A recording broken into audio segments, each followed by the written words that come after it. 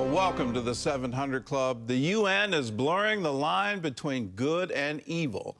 Well, that's the message Israeli President Isaac Herzog delivered yesterday on Holocaust Remembrance Day. President Herzog addressed the UN yesterday, 80 years after the liberation of the Nazi death camp at Auschwitz. He called on the agency to uphold the principles on which it was founded. CBN's Julie Stahl reports. For decades, Israel rejected any comparison of current events to the Holocaust. That changed after the October 7th attack on Israel, the worst massacre of the Jewish people since the Holocaust. Speakers at the 2-hour UN ceremony highlighted October 7th and the ceasefire deal. The Secretary General emphasized ending the fighting and bringing home the hostages. And we will do our utmost to ensure it leads to the release of all hostages. Israeli President Isaac Herzog called the Holocaust the single most catastrophic disaster in history and noted the UN emerged as a voice of repair, healing, and building. He credited its role in establishing the State of Israel, but criticized the body for losing its way.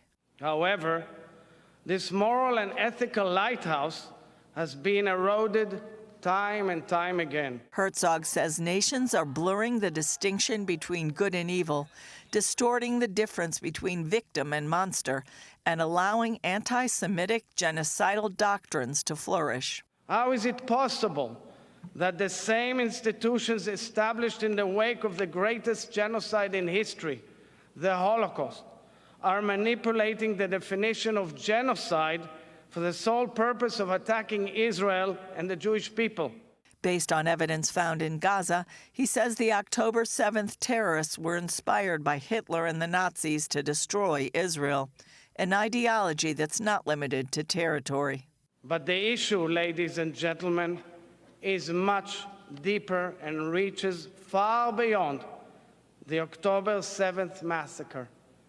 We have all witnessed a huge volcano of anti-Semitism erupt following the massacre. In an earlier interview, Senator Lindsey Graham expressed the same sentiments. I'm worried that we're losing 80 years on, that we're rewriting history here.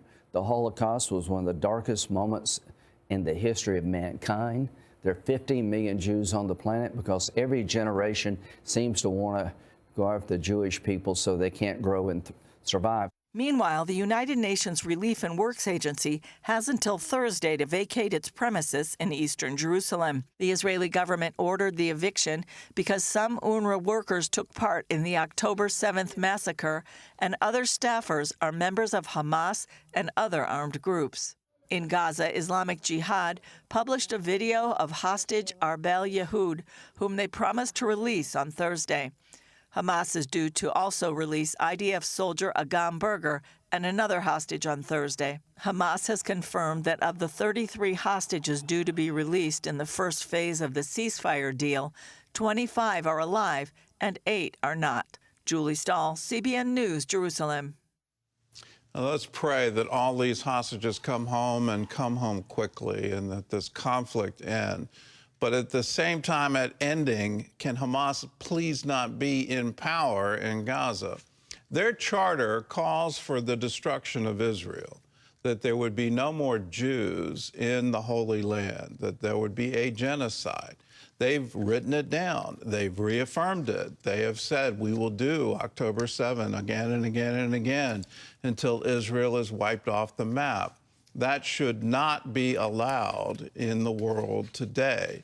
And the UN should take a very strong stand against it, because what Hamas is saying is the recognition of Israel by the UN in 1948 is somehow illegal, that it just makes no sense. International law is quite clear. It's been quite clear since the San Remo Conference back in the 1920s. Israel has a right to exist in creation of a homeland for the Jewish people so that they can have the right of their own self-determination. All of that is in international law. Anything against it is illegal. And so what Hamas is doing and what they're promoting, and they're promoting a genocide. To turn that upside down and somehow claim Israel's doing that? No, Israel didn't start this war. Israel was trying to live at peace with Gaza. There weren't any Israeli soldiers in Gaza. There weren't any Jews in Gaza. They could have lived on their own, had their own destiny.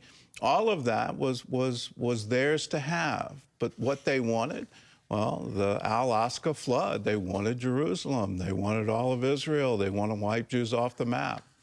Let's recognize what this is and call it for what it is. It's evil.